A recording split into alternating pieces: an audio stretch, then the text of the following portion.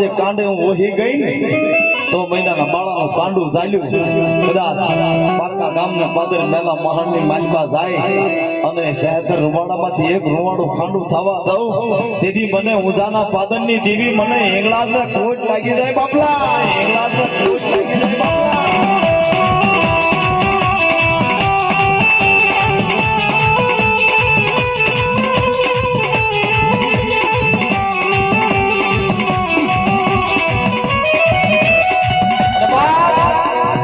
મને આઈને જ પાદરની દેવી પૂંછડીને કદાચ એક દી મેરિયાના વચને દેવી બધાને બાપલા અને વલકા વાજાને ખબર પડી કે આઈને થી માલપા મેરિયાના મખે દેવી વખતે વખતે વાતો કરે છે